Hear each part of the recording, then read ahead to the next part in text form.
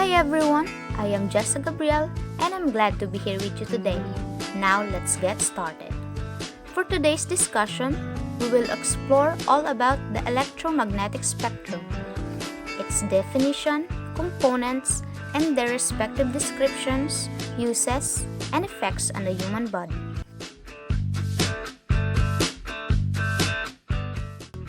Electromagnetic spectrum. The electromagnetic spectrum is the range of frequencies of electromagnetic radiation and their respective wavelengths and photon energies. The spectrum of waves is divided into sections based on wavelengths. The longest waves are radio waves, located at the leftmost side of the electromagnetic spectrum, and the shortest waves are gamma rays, located at the rightmost side of the electromagnetic spectrum. The main components of the electromagnetic spectrum are radio waves, microwaves, infrared radiation, visible light, ultraviolet radiation, and gamma rays. Radio waves. Radio waves are a type of electromagnetic radiation best known for their use in communication technologies, such as television, mobile phones, and radios. These devices receive radio waves and convert them into mechanical vibrations in the speaker to create sound waves. It has been known for many years that exposure to a very high levels of radio frequency radiation can be harmful due to the ability of the RF energy to rapidly heat biological tissue. Microwave. Microwave is a form of electromagnetic radiation with wavelengths ranging from about 1 meter to 1 millimeter, with frequencies between 300 MHz and 300 GHz. Microwaves are widely used in modern technology, for example in point-to-point communication links, wireless networks, microwave radio relay networks, radar, satellite and spacecraft communication, medical diathermy and cancer treatment, remote sensing, radio astronomy, particle accelerators, and spectroscopy.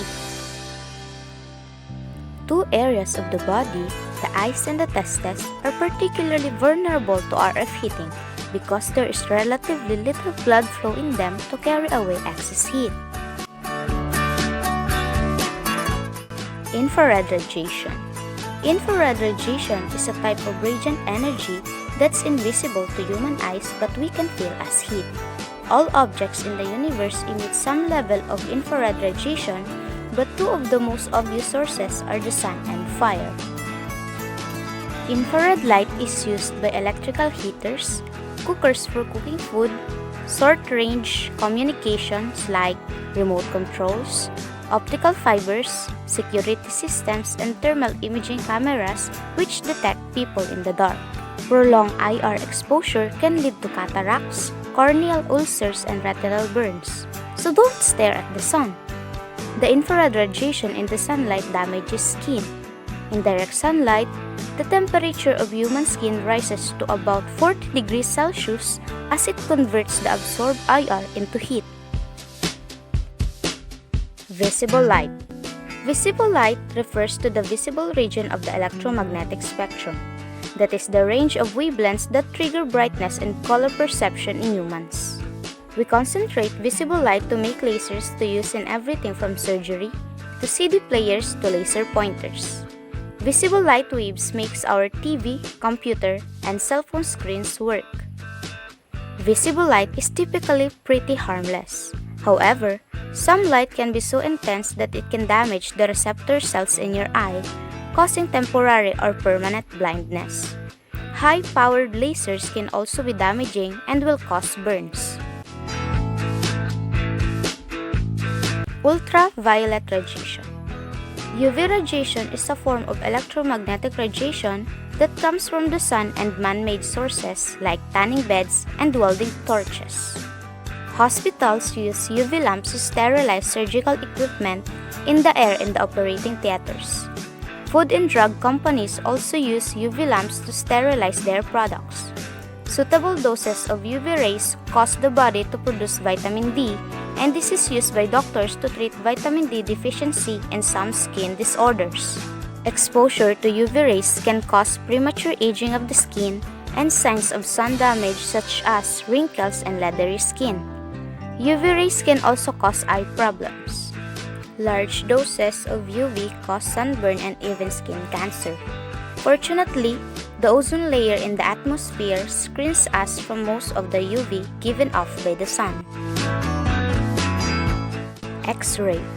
An X-ray is a penetrating form of high-energy electromagnetic radiation. X-rays have been used for medical imaging. While X-rays are linked to a slightly increased risk of cancer, there is an extremely low risk of short-term side effects. Exposure to high radiation levels can have a range of effects such as vomiting, bleeding, fainting, hair loss, and the loss of skin and hair. Gamma ray. Gamma ray is a penetrating form of electromagnetic radiation arising from the radioactive decay of atomic nuclei. It consists of the shortest wavelength electromagnetic waves and so imparts the highest photon energy. Gamma rays are commonly used in medicine, particularly radiotherapy. Gamma rays are ionizing radiation and are thus biologically hazardous. Due to their high penetration power, they can damage bone marrow and internal organs. They can also destroy living cells, produce gene mutation, and cause cancer. To sum it up, the electromagnetic spectrum is the range of frequencies of electromagnetic radiation and their respective wavelengths and photon energies. The energy of a wave is directly proportional to its frequency but inversely proportional to its wavelength. In other words, the greater the energy, the larger the frequency, and the shorter the wavelength. I hope you understand the content of the discussion.